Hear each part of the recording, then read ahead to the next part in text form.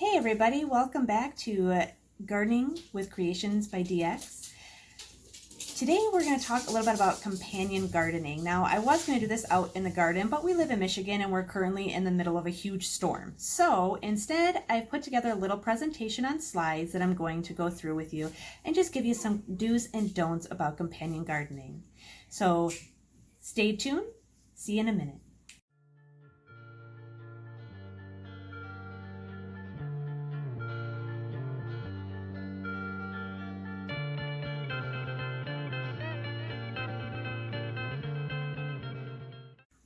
All right, and welcome back. And again, we're talking about companion gardening. So what is companion gardening? Companion gardening is the idea of planting vegetables or herbs together to encourage growth and to save space.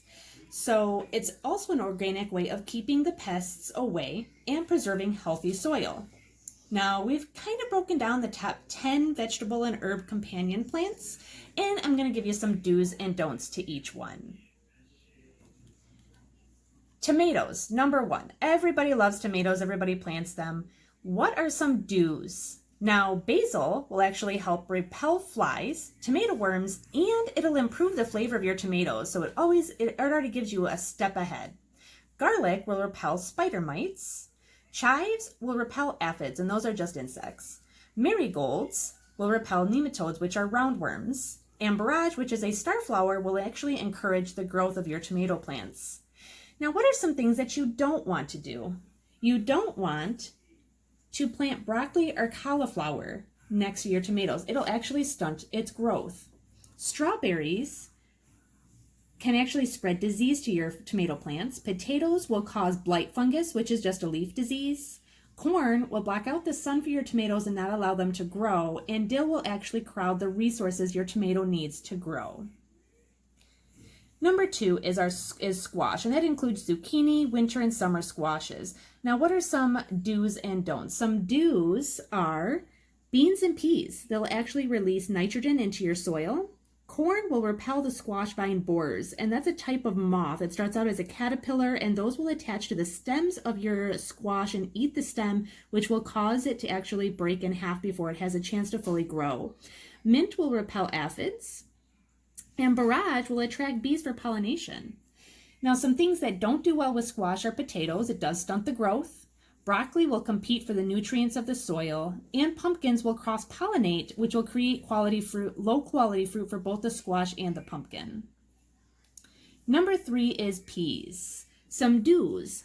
Beans will actually increase nitrogen. Carrots and cucumbers encourage growth. Dill will repel spider mites. Radishes will repel leaf miners and beetles. And marigolds will repel nematodes. Again, that's a roundworm. Gotta love marigolds. They are pretty much good for anything. Now, some don'ts for peas are onions, leeks, and garlic, because those will actually stunt the growth of your pea.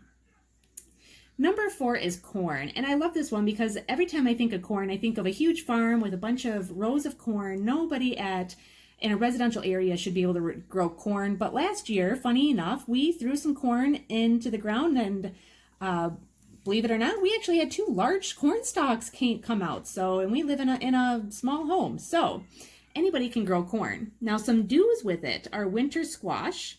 The large squash leaves will provide shade for the soil to keep the roots cool for your corn. Dry beans will give nitrogen to the soil.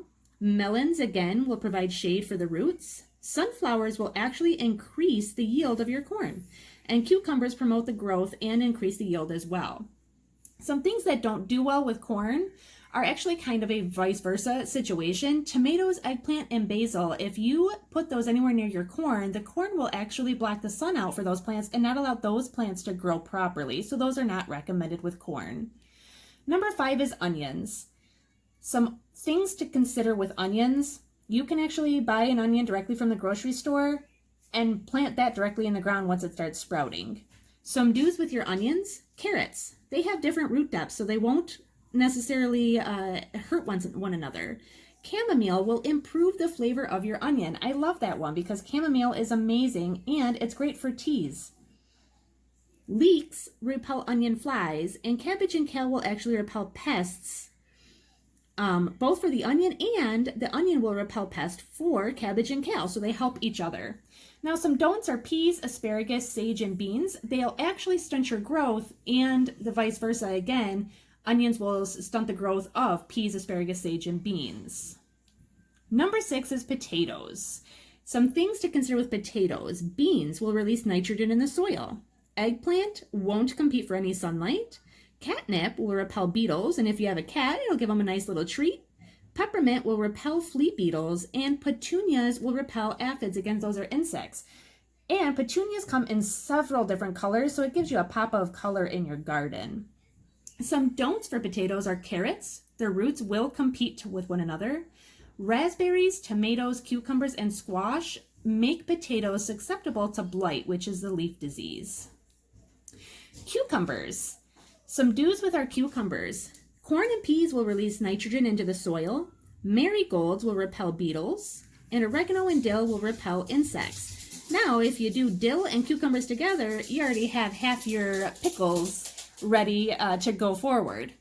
Now, some don'ts with that is potatoes. They compete for nutrients. Melons will compete for nutrients and stunt the growth. And sage will actually attract pests that will eat your cucumbers. Peppers. This will include all bell peppers and some also hot peppers such as habanero and jalapeno. Some do's here. Marigolds will bring peas over for pollination. Basil will improve the flavor of peppers and repel pests. And if you have basil growing with your peppers, then you can already throw those together to create some salsa. Carrots create a natural mulch to cut down on weeds. And lettuce will thrive under the shade that peppers provide. A don't for peppers are beans. They will actually fight for room and stunt the growth of your peppers. Number 9 is lettuces, and that includes butter lettuces and arugula, any of the ground lettuce. Some do's with lettuce. Asparagus provides shade for your lettuce. Now keep in mind for lettuce, they are on the ground. So anything that actually will provide shade for them in the summer is amazing, because if you allow them to just have full sun all the time, they'll actually get burnt. And we don't want their leaves to be burnt. Beets and carrots won't compete for any space. Cilantro will repel pests and insects. Turnips will repel aphids. Again, those are insects. And mint will repel insects. Some don'ts with lettuce. Parsley will actually compete for space and nutrients in the soil. Kale, the roots will stunt the lettuce's growth, and melons will compete for nutrients in the soil as well. And finally, number 10 is our lovely little radish. These are easy and quick to harvest. 25 days is all it takes. So a lot of beginners love to start with radishes. Some awesome things with radishes are carrots. The radish will loosen the soil for carrots once ready for harvest. So it actually kind of is a vice versa there. The radish will help the carrot. Peas will repel pests.